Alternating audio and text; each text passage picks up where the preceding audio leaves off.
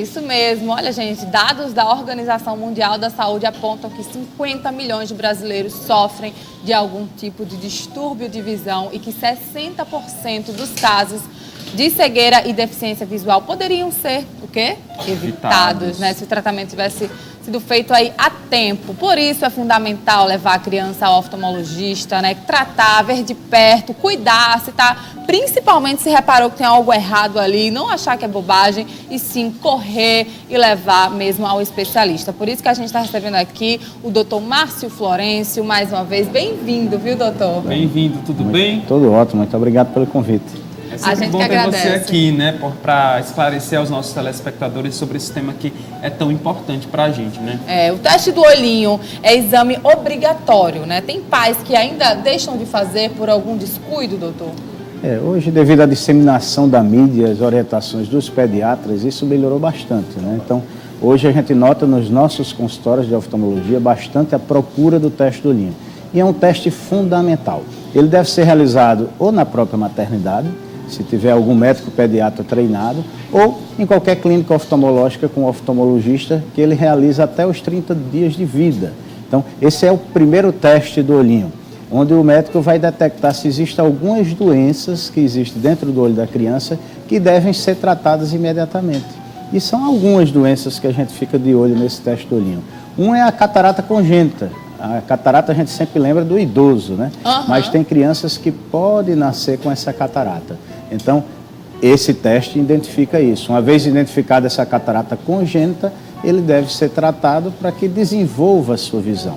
Outra doença importante é o glaucoma congênito.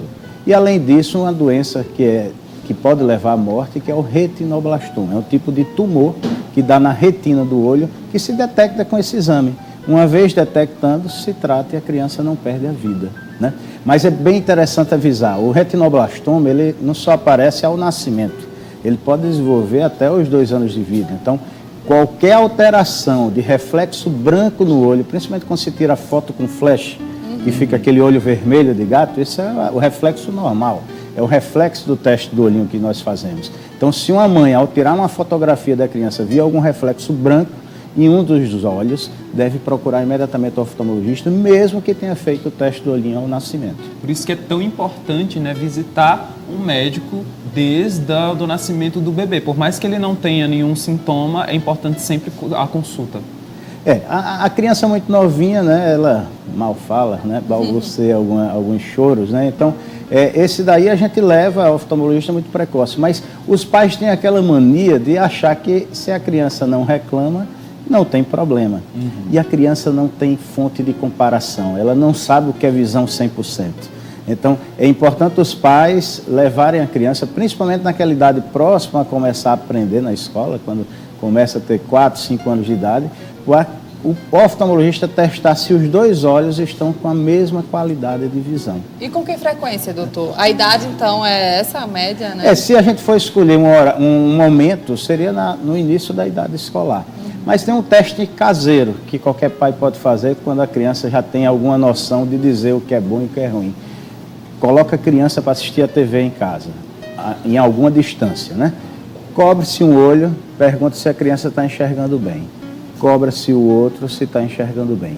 A criança que não enxerga bem por 2 olhos, principalmente aquela que ainda não tem muita noção, imediatamente ao ocluir o olho bom, ele fica angustiado e ele tenta procurar enxergar pelo olho que está enxergando, que está ocluído. Então, isso é uma dica. Ocluir um olho, a criança que fica fazendo isso para querer ver, isso significa que existe alguma deficiência em algum dos olhos. Alguma coisa está errada, isso é um teste caseiro, né, que você pode fazer. Às vezes a pessoa não consegue ir ao oftalmologista por condições financeiras, entre outras, né? Então, isso é um teste básico que pode ser feito em casa. Onde vai se detectar o problema. Por quê? Porque a visão da criança ela é desenvolvida, não é ao nascimento. Até os 6, 7 anos de idade ocorre a maturação total da nossa visão. Então, se a gente não diagnostica precocemente uma alteração até essa idade, essa criança vai ter deficiência em algum dos olhos ou nos 2 pelo resto da vida. Então, a ida ao oftalmologista é fundamental para se detectar, porque a criança é muito difícil ela dizer que não está enxergando bem. Verdade. Olha só, se você aí de casa tem alguma dúvida, é só interagir com a gente através do nosso número 981056955. Manda sua pergunta que a gente vai te responder aqui ao vivo, tá? Agora, doutor, eu queria saber quais são as etapas, né, do exame oftalmológico no consultório, porque muitas crianças até, eu acho que elas têm um medo desse contato, né, com o médico em si e pode ser que cause algum tipo de trauma, né? Então, vamos falar um pouquinho sobre essas primeiras consultas. O oftalmologista tem que ter muita paciência e os pais também. Nem sempre a gente consegue fazer o exame completo numa primeira visita.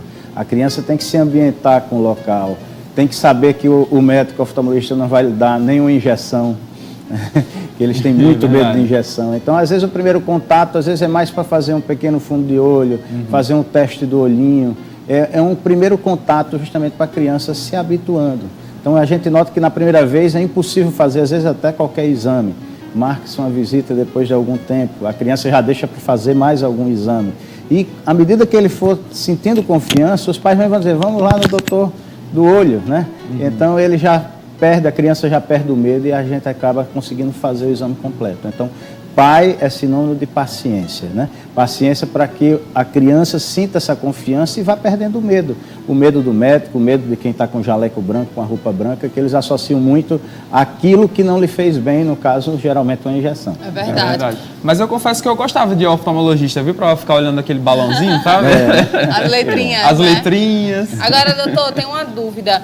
A criança pode usar colírio? Caso o filho de alguém que está nos assistindo, enfim, alguma criança comece a desenvolver uma alergia, acorde com o olho irritado, enfim, inchado, e a mãe ou o pai não sabe o que é, ela pode passar um colírio que ela passa nela ou não? Não. É importante a gente saber a causa, né? Então, uma criança, às vezes, entra um cisco no olho, e ela é tão pequenininha, ela não sabe dizer que entra um cisco no olho. E esse cisco no olho pode dar lacrimejamento, pode dar inchaço, pode dar vermelhidão, e a criança chora e os pais, então, às vezes a pessoa vai usar algum colírio inadequado, e aliás, de melhorar, né, tem uma falsa melhora, que acaba adiando a ida ao oftalmologista. Então, qualquer sinal de alteração é bom buscar o oftalmologista para saber a causa desse problema, né? Muito bom, o bate-papo tá ótimo, mas a gente vai para o pequeno intervalo comercial e no próximo bloco vamos falar sobre os sinais de alerta que podem indicar problemas sérios na saúde ocular das crianças. A gente volta já. De volta com Você Feliz, a gente está aqui recebendo o oftalmologista Márcio Florencio, está tirando muitas dúvidas sobre a saúde ocular das crianças. Se você tem alguma perguntinha, pode mandar para a gente aí no 981056955. Esse é o nosso WhatsApp, nosso canal de interação, está aberto aí para você enviar o seu relato ou a sua perguntinha. Doutor, vamos falar um pouquinho sobre os sinais de alerta aí que vão alertar, né, os principais problemas visuais que variam conforme a faixa etária? Perfeito. Vamos lá. Até os 6 meses. Que sinais são esses? Os primeiros 6 meses é comum os pais levarem para fazer o teste do olhinho. E outra queixa importante é lacrimejamento. Então, quando a criança tem algum lacrimejamento, geralmente é em um dos olhos, é um pouco comum ter nos dois, geralmente pode ser uma obstrução do canal lacrimal dessa criança. Que se trata muito simples, com a massagem do canal da lágrima, do cantinho do olho, onde essa criança, a mãe tem que fazer diversas vezes ao dia, até que esse canal da lágrima seja desobstruído. Então, infelizmente, muitos pais esperam muito. Às vezes a criança chega com mais de 2 anos com o olho lacrimejando, então podia ter sido tratada de forma simples em casa, com uma simples massagem do canal lacrimal. E às vezes essa obstrução é tamanha ao ponto de formar algum tipo de infecção ocular. Então, é outra queixa. Então, qualquer sinal de lacrimejamento até os 2 anos de idade, a gente deve pensar em alguma obstrução do canal da lágrima, que é super comum. E os olhos constantemente vermelhos também? Também, em caso, se essa obstrução levar a uma infecção, ele vai ter o olho vermelho, né? Passou dos 2 anos de idade, a gente vai pensar em outros sinais, né? O desvio ocular, a partir de 1 ano, já não é comum, né? Até 1 ano de idade, muitas crianças podem ter um desvio aqui e acolá, os pais mesmo notam. Tem hora que a criança fica vesga, doutor. Então, são sintomas comuns, principalmente nos 6 meses. Isso não quer dizer que essa criança precise fazer uma cirurgia ou vai ter desvio ocular. Então, a partir de 1 ano, não. Esse desvio tem que ser investigado e tratado. Que às vezes um desvio ocular, um estrabismo, pode ser tratado com uma simples prescrição de um óculos. A criança às vezes tem uma hipermetropia muito alta e ao colocar esse óculos, o olho que está tortinho para dentro fica na posição que a gente chama do estrabismo de acomodação ou acomodativo. Então, qualquer sinal de desvio ocular, os pais devem levar ao oftalmologista para detectar o que é que está causando. Às vezes é um dos olhos que a criança tem um pouquinho mais de grau do que o outro e pode haver uma descompensação no foco da imagem, né?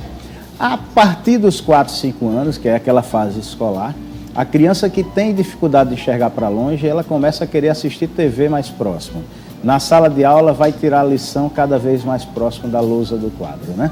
Então, esses são sinais que essa criança pode estar com algum problema, tipo a miopia, que a miopia é uma deficiência da nossa visão para longe, onde se prescreve um óculos para corrigir esse grau e a criança fica enxergando bem. Outra sinal interessante é a criança que fecha os olhos para poder focar melhor a imagem. Ele está sempre apertando o olho para poder ver melhor de longe. Isso é um sinal de miopia, né? Que muitos pais já chegam no nosso consultório dizendo que ele está o tempo todo apertando o olho. E outro sinal super comum é o piscar muito o olho.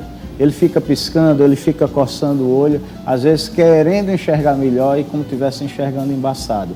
Então esse é um outro sinal que os pais devem estar atentos. Ou seja, criança, quem mais consegue observar a criança é o pai e a mãe, que estão direto com essa criança, né? Às vezes o professor auxilia bastante, quando está na fase escolar, dizer que a criança está tendo dificuldade, né?